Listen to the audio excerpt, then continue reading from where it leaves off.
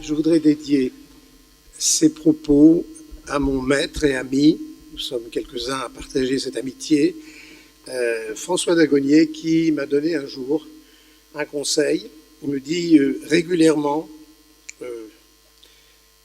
garde en tête une phrase de Bachelard, ne l'oublie jamais, avoir su est souvent une excuse pour se dispenser d'apprendre. Depuis 30 ans, je suis ce conseil, et plus je cherche à comprendre, moins je comprends. En revanche, je sais que c'est grâce à cette phrase que je pourrais sortir, mais avec l'aide de mes amis, ici présents et ailleurs, j'espère, des 2 premiers étages du piège giscardien qui se referme sur nous depuis 1974. Les 2 premiers étages nous intéressent aujourd'hui, les second et 3e étages nous intéresseront peut-être, cher Jacques, puisqu'on se retrouve, on ne se quitte plus le 6. Le premier étage consiste à rendre impossible de nouveau en France un nouveau mai 68, qui était quand même une agitation où beaucoup de petits messieurs se donnaient rendez-vous en commençant une phrase par le sujet, continuant par le verbe et éventuellement complétant par un complément. Donc, désormais, je crois que mai 68 n'est plus possible en France, puisque depuis la réforme Haby, se met en place une production semi-industrielle de l'illettrisme. Le second étage est grave parce qu'il a des effets géopolitiques.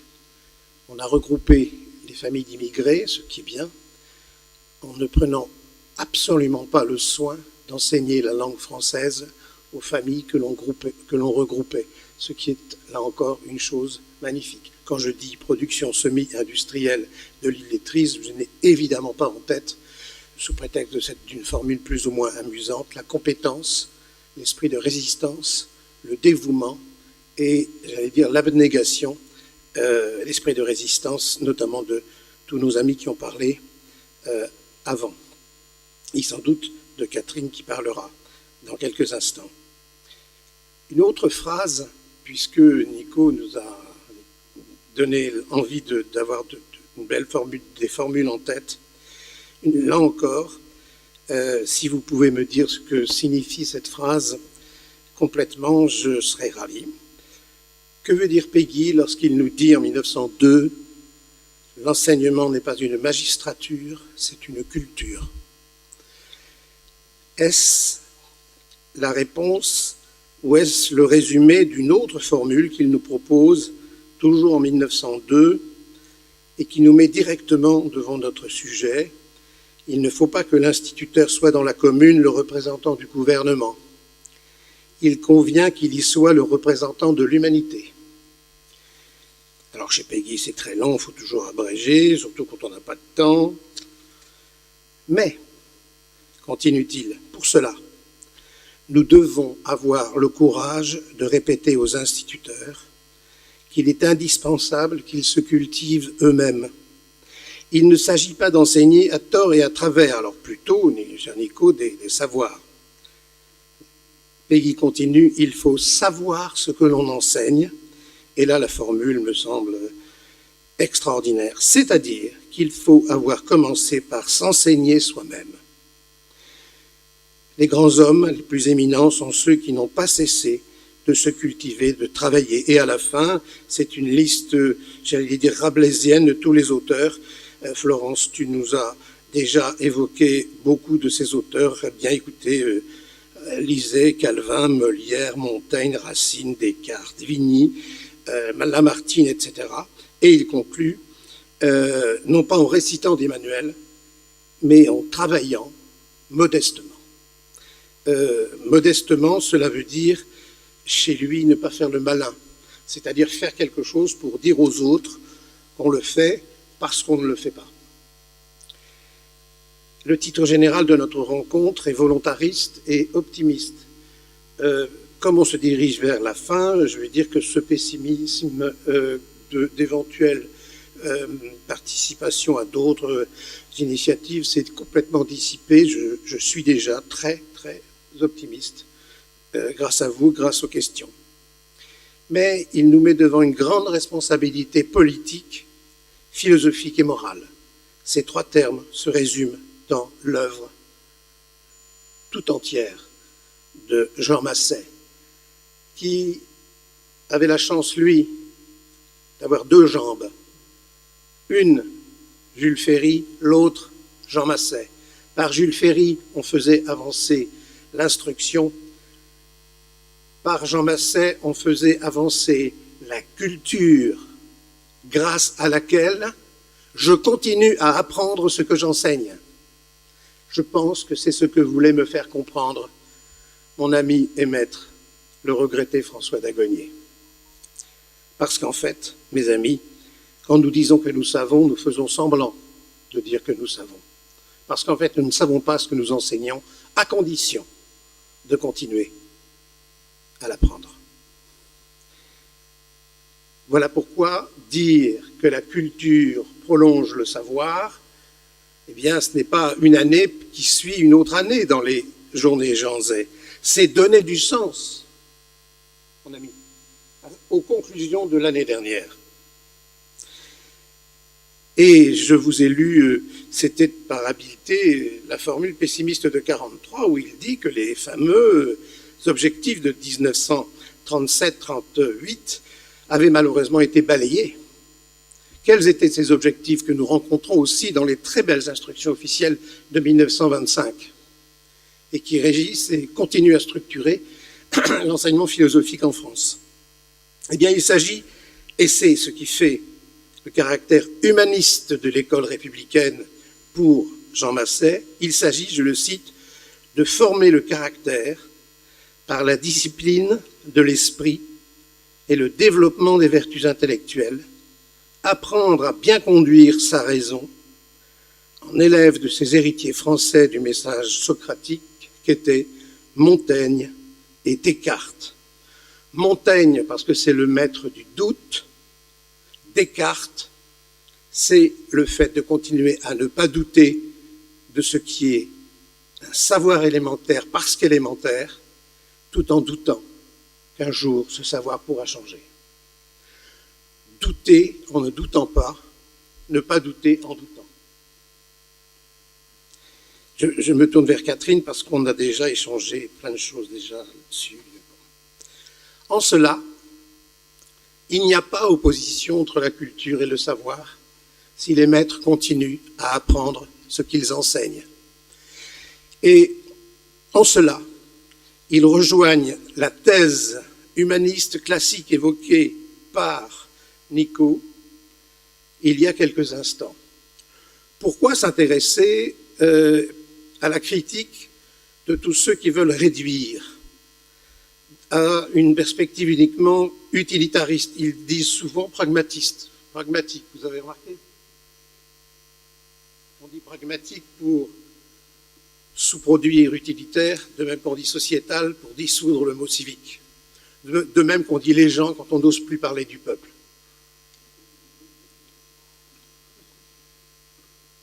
Je pleure quand je vois que ce glissement sémantique est venu de la gauche. Alors, qu'est-ce que la thèse? Quelle est la thèse qui porte le lien entre un savoir vivant qui continue à être appris par celui qui enseigne et qui relie aussi une culture vivante destinée à être enseignée? Cela s'appelle une discipline, car un savoir, c'est bien. Le transformer en quelque chose qui peut être enseigné, cela s'appelle une discipline. Eh bien, cette thèse, elle est toute simple. Elle est totalement oubliée par l'étage numéro 1 du piège giscardien. Cette thèse, elle est simple. Il est de l'intérêt de la vérité, de la liberté et de la justice d'être recherché par le plus grand nombre possible d'esprits libres, instruits, cultivés et éclairés. Dans ces lieux, dire le mot éclairé n'est pas innocent, parce que l'on peut être instruit sans être cultivé, le règne des experts autoproclamés, On peut être cultivé sans s'être instruit, on est un charlatan, ou un gourou plus ou moins mimé, comme disait notre ami, mais on peut être aussi éclairé sans être cultivé ni instruit, ça veut dire qu'on est un allumé. Tout cela est dans l'horizon de l'œuvre de Jean Zay.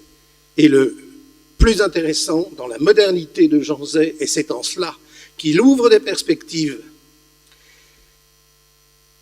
à chaque avancée dans la complexification des savoirs, le fait de hausser le niveau de recrutement des instituteurs au niveau du baccalauréat, eh bien, à chacune de ces initiatives dites quantitatives, pour faire vite, il complétait le processus par tout un dispositif qui permettait de comprendre que si l'on apprend ensemble, c'est chacun qui se cultive. Tu ne peux pas te cultiver à ma place. En revanche, j'ai besoin d'apprendre avec toi des choses difficiles. Et c'est pour ça que le mot fondamental noie le poisson et que le mot élémentaire a au moins comme mérite de dire les choses.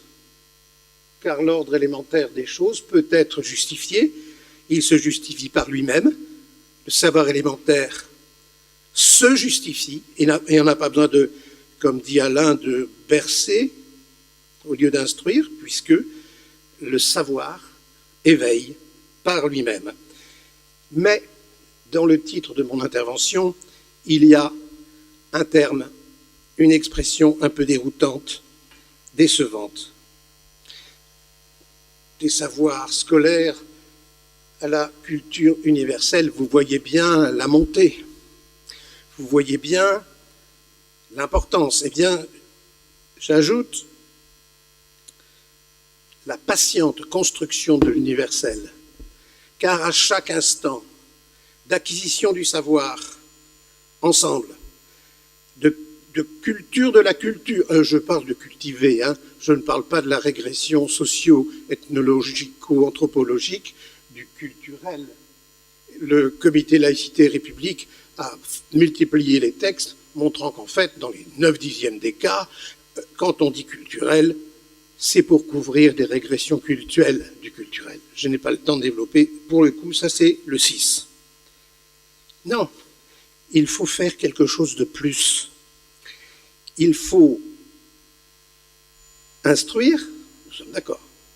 Il faut cultiver, mais il faut aussi éclairer. La question devient, comment dois-je enseigner pour cultiver tout en éclairant? Eh bien, nous avons la réponse dans un texte de Condorcet, sa 6e leçon de son manuel d'arithmétique. Il nous dit, si vous voulez échapper, si vous voulez que vos élèves vous comprennent tout le temps, suivez l'ordre élémentaire. On lui doit, Catherine ne me détrompera pas, une des meilleures théories des progressions élémentaires des savoirs.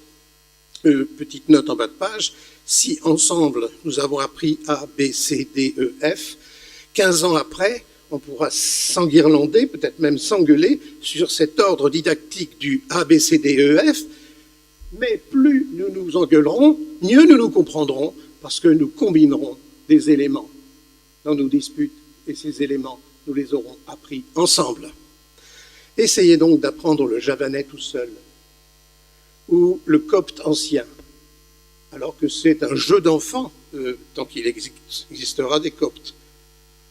Quand vous faites un effort en commun, eh bien, j'avance, que nous dit Condorcet? Il nous dit, vous allez humaniser, éclairer un élève en lui apprenant des choses, en étant sensible à chacune des erreurs qu'à chaque fois un élève commet. Et il a cette formule, rechercher la cause de l'erreur, car on ne se trompe pas n'importe comment. Il y a bien sûr une concaténation des lumières, mais il y a aussi une concaténation des ténèbres, il y a une espèce de concaténation de liens, d'enchaînement des erreurs les unes par rapport aux autres. Si tu penses que Dieu t'aime parce qu'il t'a donné le pétrole, pour ne pas être victime de je ne sais quel fatwa, je pense aux Vénézuéliens. Ça veut dire que tu mets en place un système d'analogie non instruite, qui est exactement l'inverse de ce travail de détournement de texte, de retournement analogique d'un certain nombre de textes que font régulièrement les poètes et que Florence, quelquefois, tu salues lorsque tu dis « mes élèves ont détourné mes textes ». Lorsque Hugo me dit « le pâtre promontoire au chapeau de nuée », ça va te laisser tout à fait indifférent, mais je peux vous garantir que pour un Breton, ce pâtre promontoire au chapeau de nuée changera peut-être pour sa vie son regard sur la mer. J'en sais rien. Je conclus en disant que pour que notre problématique ait un sens, il faut qu'elle ait une suite, Jacques, tu es là. Car le fait d'être savant, sachant, comme on dit maintenant, ne me dites surtout plus apprenant, celui qui sait, celui qui se cultive, celui qui est éclairé. Éclairer, cela veut dire mettre ce que je sais des savoirs au service non seulement de l'intérêt de chacun et de mon propre intérêt à moi, mais de l'intérêt de l'humanité. Et cela n'est pas étranger à l'extension qu'on appelle kantienne de la loi morale. Cela vous fait une sacrée différence d'action. Pour comprendre pourquoi la liberté a besoin de la loi, une référence pour terminer, je vous renvoie à la correspondance de Rimbaud à son professeur de grec et de latin. Tout cela pour vous dire, mes chers amis, que si le bateau ivre prend le large, c'est qu'il a fallu un bon chantier naval. Cela s'appelle l'école de la Troisième République. Je vous remercie.